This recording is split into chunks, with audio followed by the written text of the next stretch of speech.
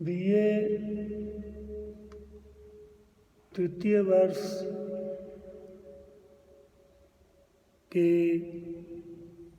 दूसरे प्रश्न पत्र में आज हम शुक्ल जी के बारे में, उनके निबंधों के बारे में पढ़ेंगे। यह अध्ययन निबंध के उद्भव और विकास के क्रम में है। मैंने बताया था आपको कि शुक्ल जी द्विवेदी काल में ही निबंध लिखना शुरू कर दिए थे। द्विवेदी जी के कालखंड को हिंदी साहित्य में 1900 से 1918 तक माना जाता है। इसके उपरांत का जो कालखंड है उसे हम शुक्ल युग भी कहते हैं, क्योंकि इस युग के सबसे प्रभावी एवं समर्थ निबंधकार आचार्य रामचंद्र शुक्ल जी ही हैं। 1909 में सरस्वती में उनका निबंध कविता क्या है प्रकाशित हुआ था। इसके बाद और भी निबंध उनके कई प्रकाशित हुए, कुछ व्यक्तिपरक, कुछ और ज़्यादा मनोविकार से संबंधित। दरअसल शुक्ल जी हिंदी साहित्य में अपने मनोविकार संबंधी निबंधों को लेखन के लिए ही जाने जाते हैं। शुक्ल जी ने निबंध को परिभाषित करते हुए एक जगह उन्होंने निबंध में प्रस्तुत सूत्रों की उपमा पत्ते, पीपल के पत्ते के नसों से दी है, जो आपस में गुथे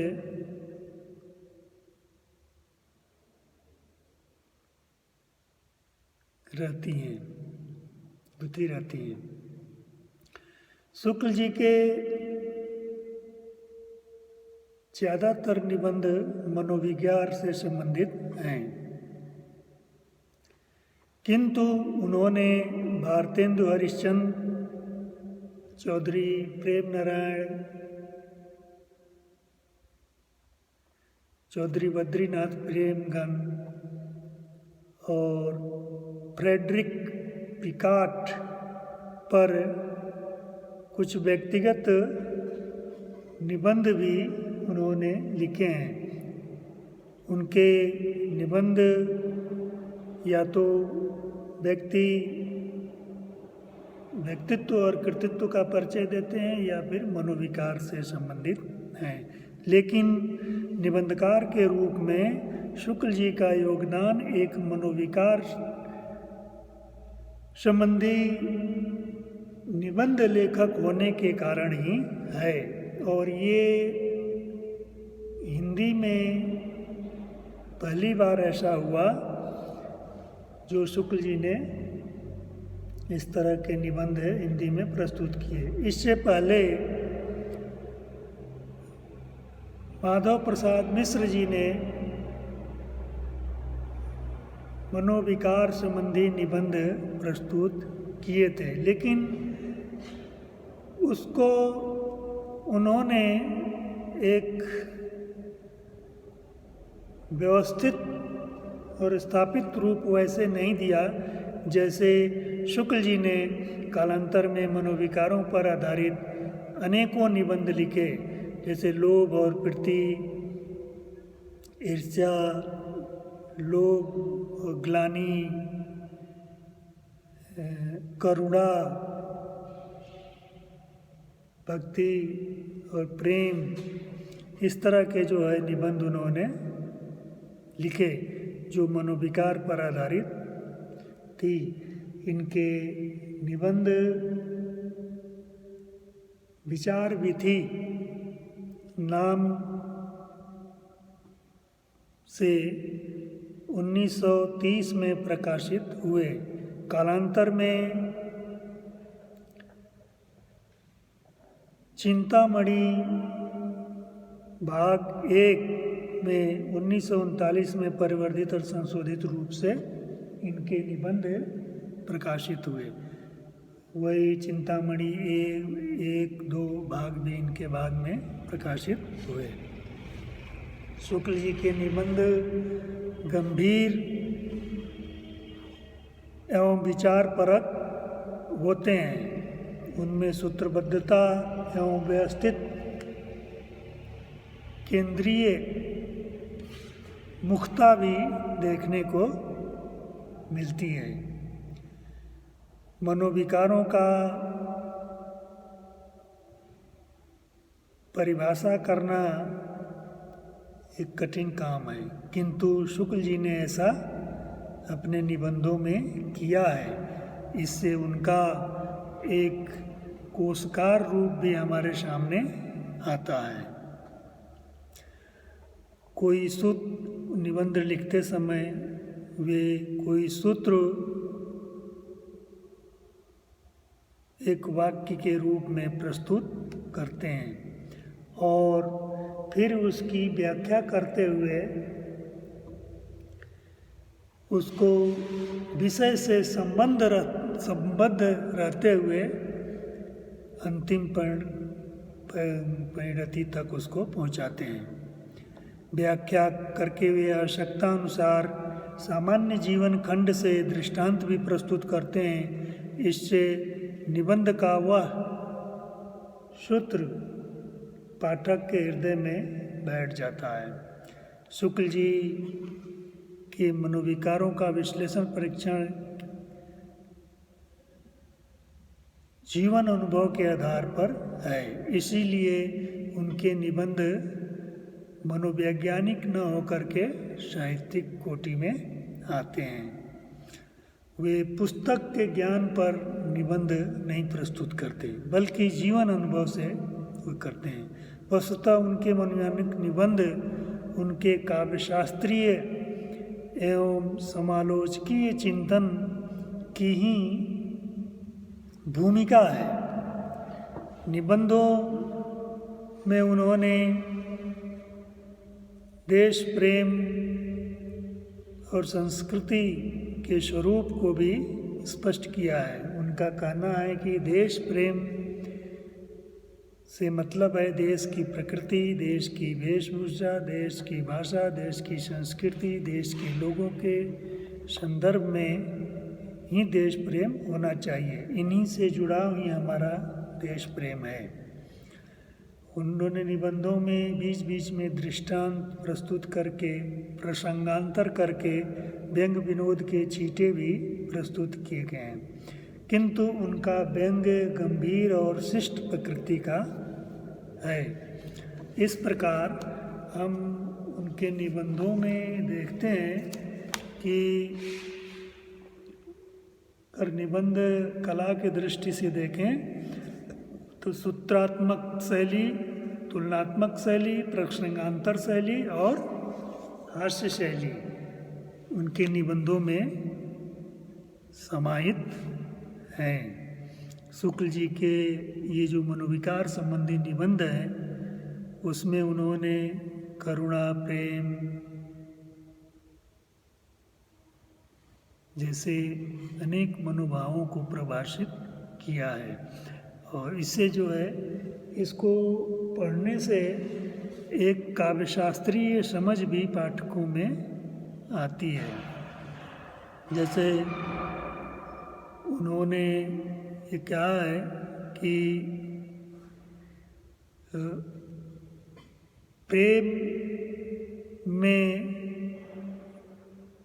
संकोच होता है और श्रद्धा में विस्तार। तो इसका मतलब ये हुआ कि जब हम प्रेम करते हैं तो हम यह नहीं चाहते कि उस व्यक्ति को कोई और भी करे, प्रेम करें। तो ये उसका संकोच है। जबकि हम श्रद्धा करते हैं तो उसमें हम चाहते हैं कि दूसरे लोग भी श्रद्धा करें। जैसे हम गांधी जी के प्रति हमारी अगर श्रद्धा है तो हम चाहते हैं कि सभी लोग श्रद्धा करें, जो प्रेम के उलट है, विस्तार है उसमें। प्रेम में व्यक्तिकता है। हम जैसे उदाहरण के लिए कोई व्यक्ति किसी स्त्री या पुरुष को प्रेम करता है तो वो चाहता है कि दूसरा उसे न प्रेम करे, जबकि श्रद्धा में ऐसा नहीं है। जब हम जिसके प्रति श्रद्धा करते हैं हम चाहते हैं कि अधिक से अधिक लोग जो है उसके प्रति श्रद्धा करें। हम यह नहीं चाहते प्रेम में कि हम जिसको प्रेम करते हैं उसे अधिक से अधिक लोग प्रेम करें। इसलिए तो ये प्रेम और श्रद्धा में अंतर उन्होंने स्पष्ट कर दिया। इसी तरह से सूत्र रूप में वो विचारों को रख करके, मनोविकारों को रख करके वो उसको समझाने की चेष्टा करते हैं। जैसे उदाहरण के लिए उन्होंने कहा है कि वैर क्रोध का आचार या मुरब्बा है। तो इन्होंने कितनी बड़ी बात कह दी सूत्र रूप में कि अगर बैर भाव हम रखते हैं तो धीरे धीरे जो है वो पलते पलते हैं, जैसे आचार पुराना हो जाता है तो उसी तरह से वो बैर भाव पलते पलते अंत में क्रोध का रूप धारण कर लेता। तो वैर क्रोध का आचार या मुरब्बा है। तो सूत्रात्मक रूप से उन्होंने अपनी बातें इसमें कही है। तो जैसा मैंने बताया शुक्ल जी के निबंधों की ये खासियत है कि उसमें सूत्रात्मकता, व्यंग्यात्मकता, प्रसंगात्मक शैली और दृष्टांत शैली आदि सभी शामिल हैं। वो कठिन विचारों को विश्लेषित करते करते वो हास्य व्यंग के माध्यम से वे जो है प्रसंगांतर करते हैं और कठिन विषय से बीच में पाठक का देखते से मनोभावों का मनोरंजन हो जाता है। शुक्ल जी अपने के जो निबंध हैं वो गंभीर और चिंतनशील हैं।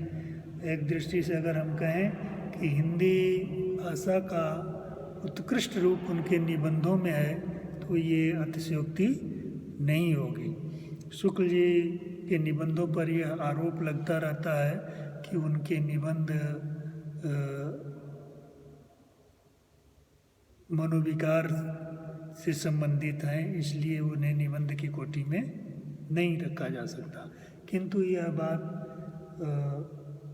पूर्ण नहीं है। सूत्रणात्मकता, व्यंग्यात्मकता, प्रसंगात्मक शैली अपने आप में जो है व्यक्ति मनोवैज्ञानिक पुस्तकीय और मनोवैज्ञानिक लेख से उनको अलग करते हैं। जीवन का अनुभव उसमें व्यक्त हुआ है, उसमें हास्य व्यंग भी व्यक्तित्व हुआ है, इसलिए उनका निबंध उस तरह से ललित निबंध नहीं है जिसमें ललित निबंध में विषय बहाना होता है और निबंधकार अपनी बात कहता है जो भी कहना चाहता है। इसमें शुक्ल जी की शैली जो है वो समास शैली है। ललित निबंधकारों की शैली व्यास शैली है जिसमें विषय का विस्तार होता है, लेकिन इनकी शैली जो है समास शैली है। निबंध के प्रारंभ में ही वे सूत्र रूप से अपने विषय को प्रस्तुत करते हैं और उस विषय को नाना प्रसंगों में उसको आगे बढ़ाते